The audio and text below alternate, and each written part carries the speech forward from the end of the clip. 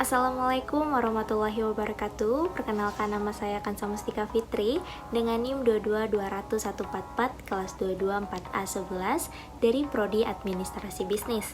Dalam video ini saya tujukan untuk tugas pertemuan 1 mata kuliah praktikum perkantoran tentang etika kantor dan etika dalam kehidupan sehari-hari.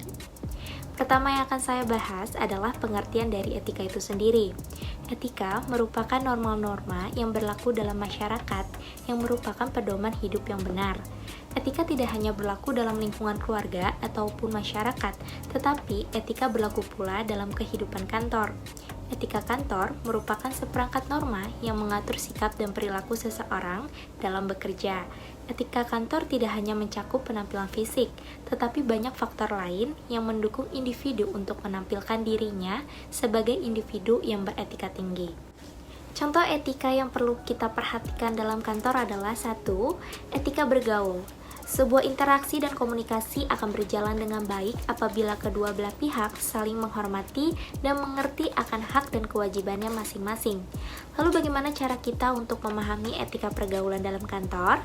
Yaitu dengan bersikap sopan santun dan ramah, penuh perhatian terhadap orang lain, mampu menjaga perasaan orang lain, dan berusaha untuk saling membantu bila melihat teman kerja kita membutuhkan bantuan kita, juga mampu mengendalikan emosi. Lalu yang kedua ada yang namanya etika berpakaian. Penampilan itu merupakan daya tarik setiap orang, karena setiap orang akan selalu menginginkan penampilan yang menarik dan juga ingin merasa menarik dilihat oleh orang lain. Pakaian yang baik dan pas saat digunakan itu akan memberikan kesan anggun dan juga lebih profesional. Lalu bagaimana cara kita beretika berpakaian di kantor?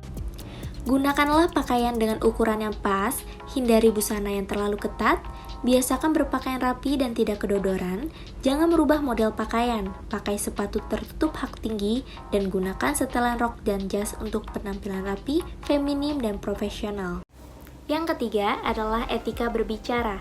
Dalam berbicara, gunakanlah bahasa dengan ucapan yang jelas dan gampang dimengerti, serta tetap menjaga batasan-batasan yang mencerminkan etika, dan tidak menimbulkan pembicaraan yang asal saja.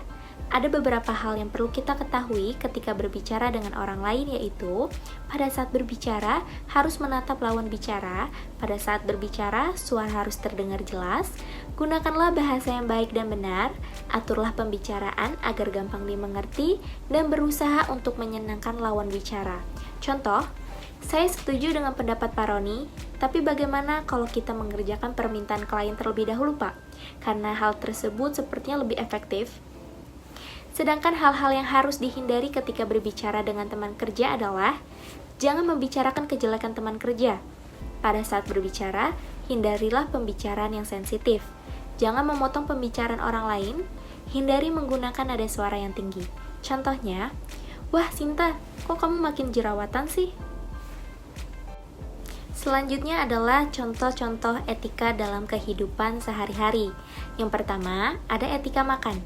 Hal-hal yang perlu diperhatikan saat makan adalah kunyah makanan dengan mulut yang tertutup, makan tanpa bersuara, hindari berkomentar negatif tentang makanan, habiskan makanan di dalam mulut sebelum minum, tidak memainkan peralatan makan. Yang kedua ada etika bertamu. Hal yang perlu diperhatikan saat bertamu adalah pakailah pakaian yang sopan dan rapi saat bertamu. Pada saat bertamu, hendaknya mengetuk pintu atau menekan bel rumah.